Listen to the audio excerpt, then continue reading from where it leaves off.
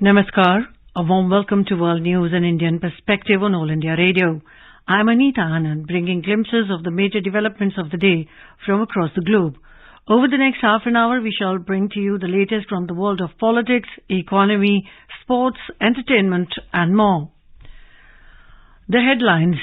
India and Russia agree to work together to unlock full potential of bilateral trade and economic relations, including market access issues.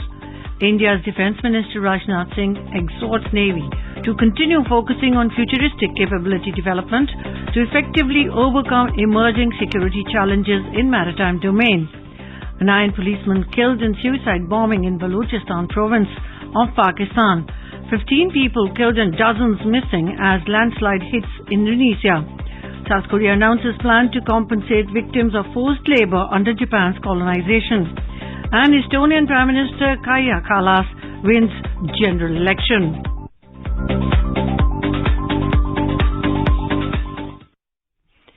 India and Russia have agreed to work together to unlock full potential of bilateral trade and economic relations, including market access issues. External Affairs Minister of India Dr. S. Jaishankar on Monday co-chaired a virtual meeting of the India-Russia Intergovernmental Commission on Trade, Economic, Scientific, Technological and Cultural Cooperation IRIGC-TEC with Deputy Prime Minister of Russia Denis Manturov.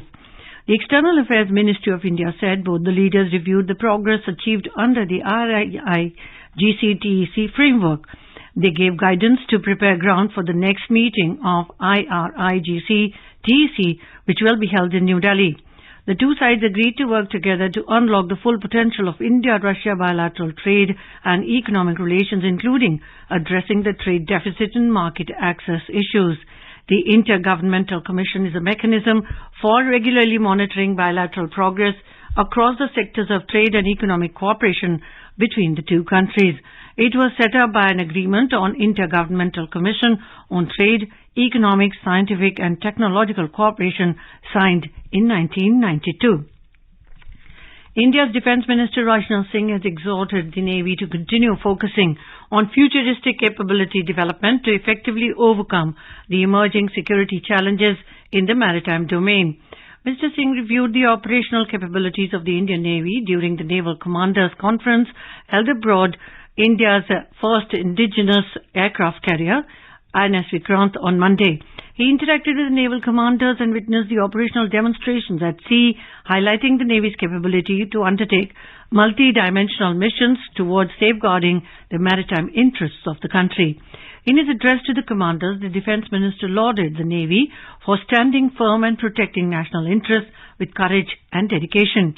He said that constant vigil on the northern and western borders, as well as the entire coastline, must be maintained. He said the country needs to be ready to deal with all future challenges, emphasizing that economic prosperity and security scenario go hand in hand.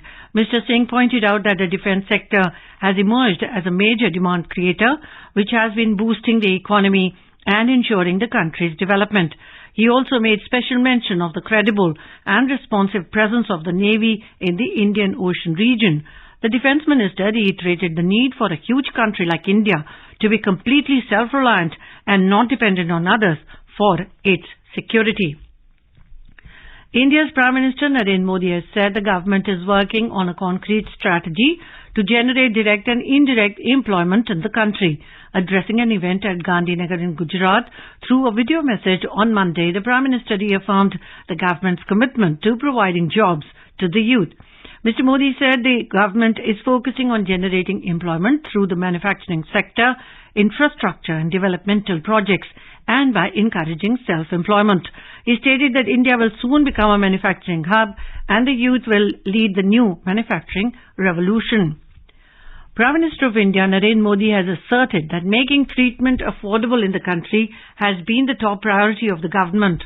Highlighting the growing confidence of the world in the pharma sector of India, Mr. Modi emphasized the need to capitalize on this and work towards protecting this image. Mr. Modi stated this while addressing the post-budget webinar on health and medical research on Monday. In today's Hotspot section, we bring you a news commentary, Prime Minister's post-budget webinar on health and medical research.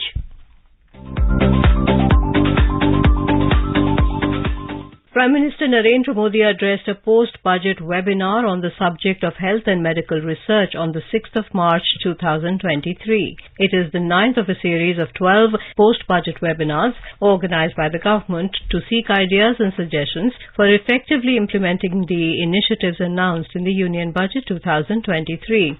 Union ministers, healthcare professionals from public and private sectors, and professionals from paramedics, nursing, health management, technology, and research attended the webinar. At the outset, the Prime Minister congratulated the health sector for successfully running the world's largest vaccination campaign that has established the efficiency and mission-oriented nature of India's healthcare system. Addressing the gathering, the Prime Minister said that healthcare could be seen in terms of pre- and post-COVID pandemic systems. He said that the pandemic tested even prosperous nations. He pointed out, as the pandemic focused the global attention on health, India went a step further and focused on wellness. That is why we have put forward a vision before the world, One Earth, One Health. This involves holistic healthcare for all creatures, humans, animals or plants. The Prime Minister reiterated the lessons learnt with regard to supply chain during the pandemic and said it has become a matter of great concern. He lamented the fact that life-saving equipment like medicines, vaccines and medical devices were weaponized when the pandemic was at its peak. The Prime Minister underlined that in previous years' budgets, the government has constantly tried to reduce India's dependence on foreign nations and emphasize the role of all stakeholders in this. The Prime Minister said the budget builds upon the efforts to reform and transform the healthcare sector that have been undertaken during the last 7 years. We have adopted a holistic approach in our healthcare system. Today, our focus is not only on health, but equally on wellness, he emphasized. साथियों, आजादी के बाद अनेक दशकों तक भारत में स्वास्थ्य को लेकर एक इंटीग्रेटेड अप्रोच, एक लॉन्ग टर्म विजन की कमी रही। हमने हेल्थ केयर को सिर्फ हेल्थ मिनिस्ट्री तक ही सीमित नहीं रखा है, बल्कि whole of the government approach पर बल दिया है। भारत में इलाज को एफोर्डेबल बनाना हमारी सरकार की सर्वोच्च प्राथमिकता रही है।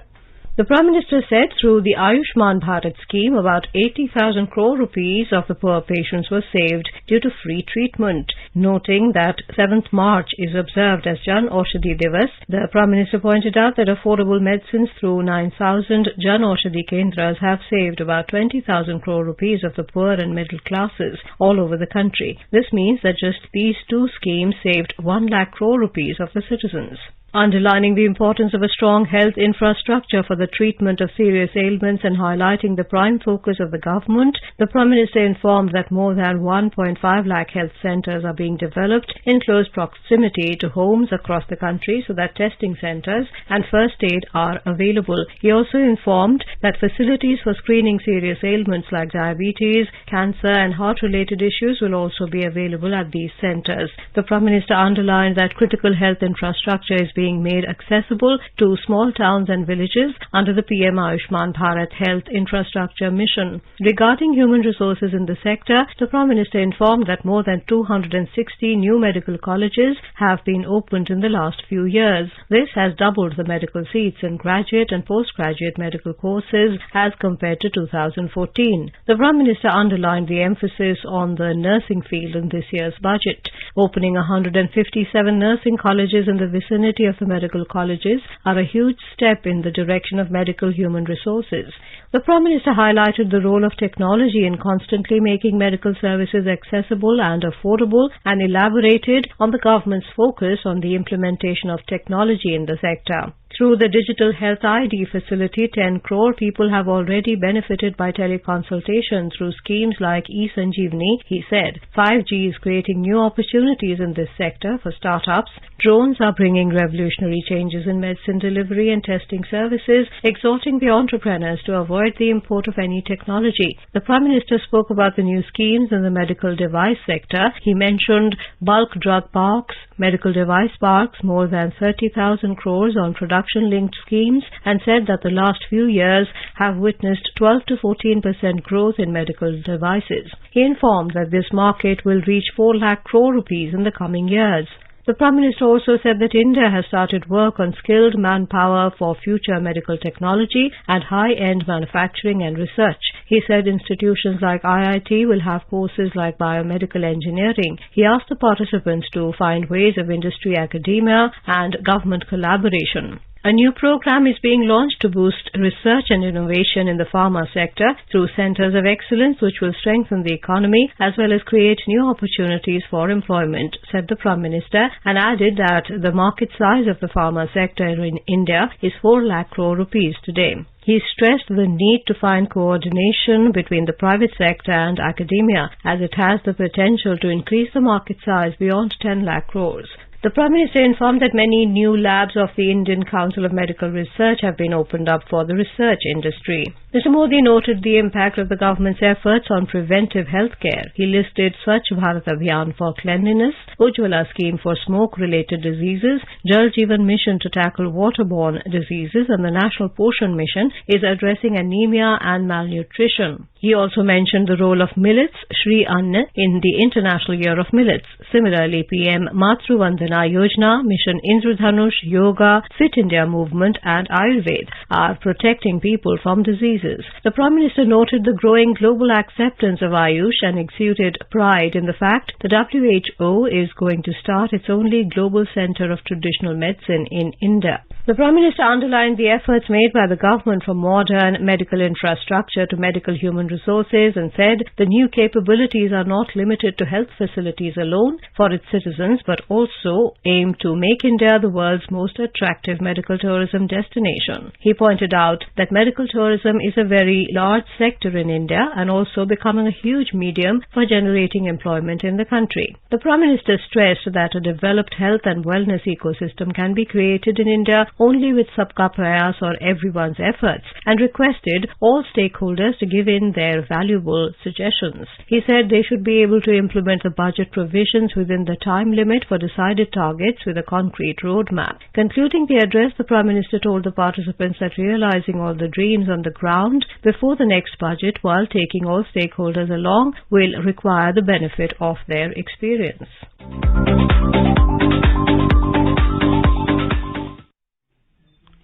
The Government of India has released a set of guidelines for celebrities, influencers and virtual influencers on social media platforms.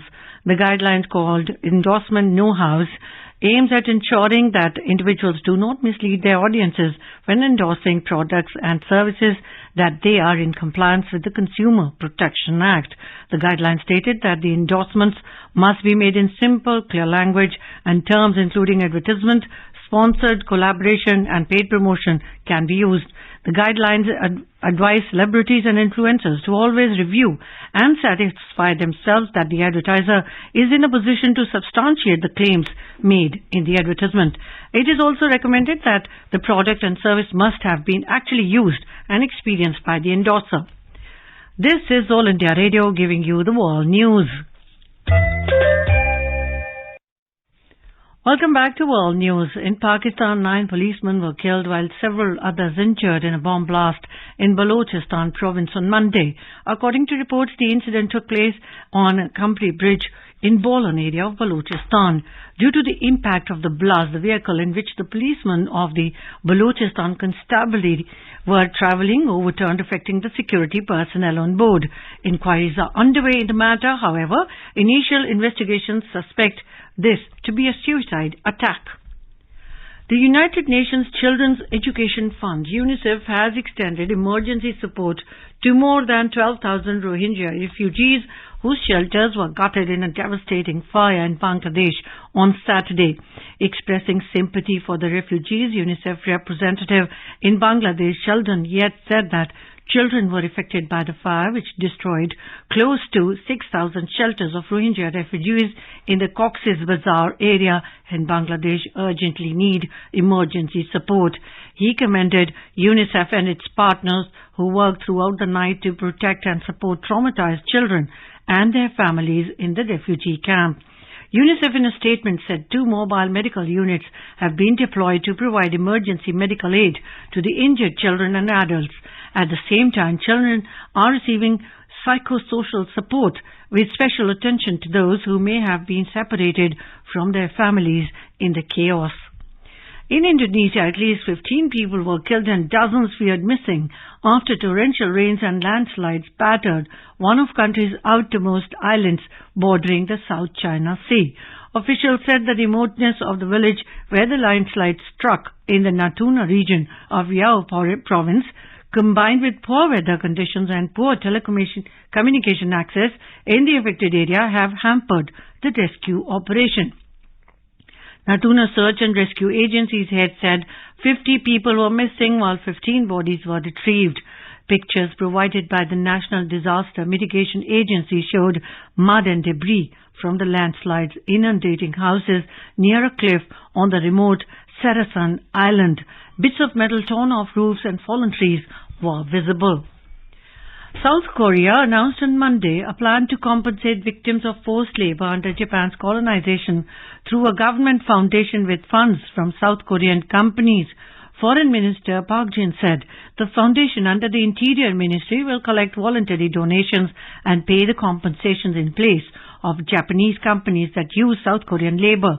Reparations for forced labor during the 1910 to 45 colonial period is one of the many historical issues that have strained the relationship between the key U.S. allies in Asia. The plan reflects South Korean President Yoon Suk Yeol's determination to mend frayed ties with Japan and solidified security cooperation among Seoul, Tokyo and Washington to better cope with North Korea's nuclear threats. During a televised news conference, Foreign Minister Park Jin said South Korea and Japan were at a new window of opportunity to overcome their conflicts and build future-oriented relations. In January, Shim Kyu-soon, chairperson of the Foundation for Victims of Forced Mobilization by Imperial Japan, which would be handling the reparations, said the funds would come from South Korean companies that benefited from a 1965 Seoul-Tokyo treaty that normalized their relations. US President Joe Biden hailed the plan as a new chapter of cooperation and partnership between two of the United States' closest allies. In a statement, President Biden said Yoon and Japanese Prime Minister Fumio Kishida are taking a critical step to forge a future for the Korean and Japanese people that is safer, more secure and more prosperous. The 1965 accord was accompanied by hundreds of millions of dollars in economic aid and loans from Tokyo to Seoul that were used in development projects carried out by major South Korean companies, including POSCO, now a global steel giant.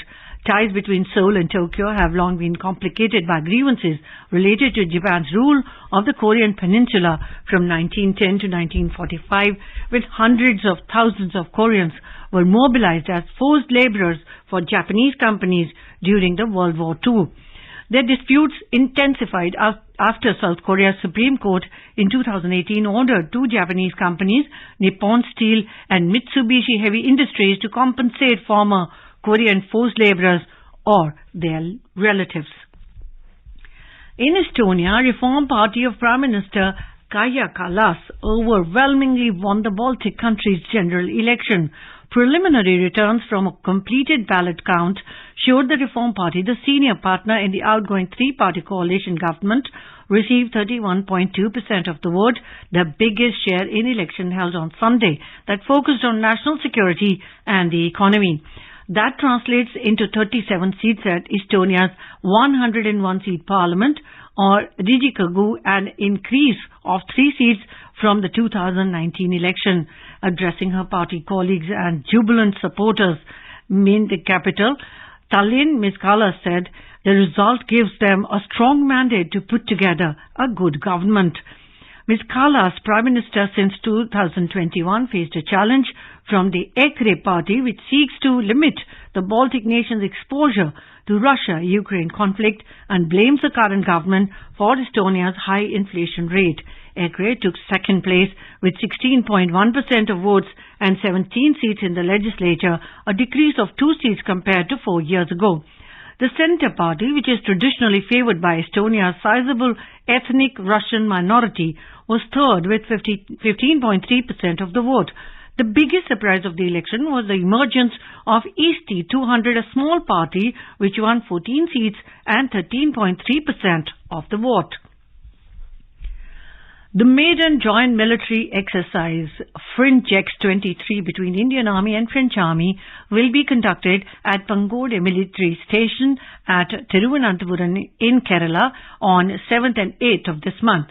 For the first time, both the armies are engaging in this format, with which contingent comprising a company group each from the Thiruvananthapuram-based Indian Army troops and French 6th Light Armoured Brigade. The exercise is aimed at enhancing interoperability, coordination and cooperation between both the forces at tactical level. The Indian warship INS Srikanth reached Bahrain for its participation for the first time in the International Maritime Exercise IMX-23 organized by the US-led Combined Maritime Forces, a 34-nation naval group. IMX-23 is one of the world's largest multinational maritime exercises. During the stay in Mina Salman seaport, the captain of INS Srikanth also called on Ambassador of India to Qatar, Piyush Srivastava. INS Srikanth is taking part in the International Maritime Exercise, which is currently underway in the Gulf region till the 16th of March. She will participate in the exercise alongside participants from over 50 nations and international maritime agencies, with the common goal of improving maritime security and keeping the region's sea lanes safe for maritime commerce. In Nepal, lakhs of people today celebrated Holi, the festival of colors, at Basantpur Darbar Square, a historic UNESCO World Heritage Site in Kathmandu. The festival was observed in the hilly and mountainous districts of the Himalayan nation today, while it will be celebrated in the other districts tomorrow. The Holi festival, which is celebrated for 2 days in the country, indicates the beginning of spring in Nepal. The festival is about colors, love, joy and excitement. Our correspondent has the details. Lakhs of people have gathered at Basantpur Darbar Square since morning to celebrate Holi in Kathmandu. A ritualistic wooden pole with tuft of colorful stripes of cloth known as cheer on its top end was installed in the Basantpur Darbar Square a week back, heralding the start of Phagu festival. It was pulled down and burnt. This tradition symbolizes the end of Holika. The ashes of the cheer are considered a talisman and people scramble to get hold of the ashes. Amid ongoing music concert in Basantpur Darbar Square, people sprayed colors on each other, marking the arrival of spring in Nepal. Nepal police had said 27,000 police personnel have been mobilized throughout the country to maintain law and order during the Holi festival this year. This number is apart from that personnel mobilized for regular peacekeeping. No untoward incidents have been reported in the course of festival throughout the country so far today. Security has been beefed up in big cities across the country, including in Kathmandu. Shweta Singh for World News, Kathmandu. India's Prime Minister Narendra Modi on Monday chaired a high-level meeting to review the preparedness to deal with hot weather conditions in the coming summer season. The Prime Minister was briefed by the Indian Met Department on the weather forecast and upcoming monsoon season. He was also briefed about the impact of weather on rabi crops and expected yield of major crops. The efforts made to monitor irrigation water supply, fodder and drinking water supply were also reviewed during the meeting. The Prime Minister was briefed about the preparedness of states and hospital infrastructure in terms of availability of required supplies and preparedness for emergencies. In the Women's Premier League, Mumbai Indians have defeated Royal Challengers Bangalore by 9 wickets at Brabourne Stadium in Mumbai. Chasing a target of 156 runs set by Royal Challengers Bangalore, Mumbai Indians overall the score, posting 159 runs for the loss of 1 wicket in 14.2 overs. Haley Matthews was the top scorer with unbeaten knock of 77 runs, followed by Nat Skiver Brunt with unbeaten 55 runs. Yastika Bhatia made 23 runs from Royal Challengers Bangalore. The lone wicket was picked by Preeti Bose. Earlier opting to bat after winning the toss, Royal Challengers Bangalore were all out for 155 in 18.4 overs. India's Youth Affairs and Sports Minister Anurag Singh Thakur chaired the first high-level committee meeting for upcoming Paris Olympics in New Delhi today. The meeting, which was attended by representatives from the Ministry, Sports Authority of India and the Indian Olympic Association, discussed in detail the roadmap to Paris Olympics that is to take place next year. They also took an update on the preparations for the upcoming Asian Games in Hangzhou this year. Our correspondent reports that the Asian Games are set to take place from the 23rd of September to 8th of October at Hangzhou in China this year, while the Olympic Games are scheduled to take place from 26th of July to 11th of August at Paris in France next year. The Ministry of Ayush has invited applications or nominations for Prime Minister's Awards for Yoga 2023. The award recognizes exemplary contribution of the individuals towards the development and promotion of yoga, both at national and international level. 2 national awards will be given to entities of Indian origin and 2 international awards will be given to entities of Indian or foreign origin. Winners will be announced on the 21st of June this year on the occasion of 9th International Day of Yoga. At stock markets, key indices rose for the second straight day today and posted modest gains, while the rupee strengthened against the dollar. We have a report from the business desk. At the stock markets, the Sensex at the Bombay Stock Exchange climbed 415 points or 0.7% to close at 60,224. The Nifty at the National Stock Exchange advanced 117 points or 0.7% to 17,711. In other global indices, Asian markets ended mostly higher. So Japan's Nikkei 225 index climbed 1.1%. Hong Kong's Hang Seng index edged up 0.2%. South Korea's Kospi index advanced 1.2% and Singapore's Straits Times index rose 0.4%. But China's Shanghai Composite index shed 0.2%. In Europe, London's FTSE 100 had traded marginally lower, but France's CAC 40 had risen 0.5% and Germany's DAX had inched up 0.3% in intraday trade. Global crude oil prices slipped today after China set a lower than expected target for economic growth this year at around 5%, and as investors cautiously awaited U.S. Federal Reserve Chair Jerome Powell's testimony this week. So, Brent crude futures fell 71 cents to trade at $85.12 a barrel. U.S. crude futures shed 59 cents to $79.09 a barrel. Back home, gold rose 25 rupees to 55,900 rupees per 10 grams at Delhi's gold market today amid positive cues from overseas markets. Silver gained 160 rupees to 65,000 rupees per kilo. And at the forex market, the rupee gained 6 paise to 81 rupees and 91 paise against the dollar. Gaurang Dhawanlal for World News.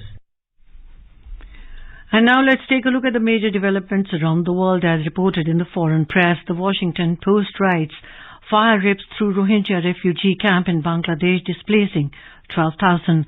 The Financial Times reports China sets 5% growth target to drive economic recovery. The Straits Times reports French strikes over pension reform plans to disrupt public transport on Tuesday. The Japan Times reports climate change is launching a mutant seed space race. The Globe and Mail report African migrants evacuated from Tunisia after surge of racial violence stoked by president. And now a quick look at the headlines once again. India and Russia agree to work together to unlock full potential of bilateral trade and economic relations, including market access issues. India's Defence Minister Rajnath Singh exhorts Navy to continue focusing on futuristic capability development to effectively overcome emerging security challenges in maritime domain. 9 policemen killed in suicide bombing in Balochistan province of Pakistan. 15 people killed and dozens missing as landslide hits Indonesia. South Korea announces plan to compensate victims of forced labor under Japan's colonization. And Estonian Prime Minister Kaja Kallas wins general elections. In Women's Premier League, Mumbai Indians beat Royal Challengers Bangalore by 9 wickets in Mumbai. And now, before we end, let's listen to Mahatma Gandhi's favorite bhajan, Vaishnav Jan, by artists from Japan.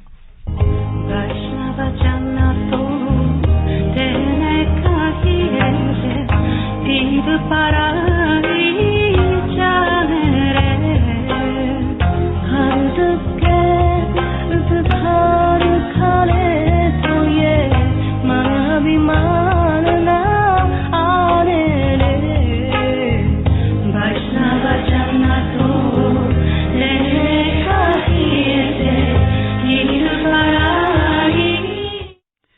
And with that, we end this bulletin. We'll be back at the same time tomorrow with the next edition of World News.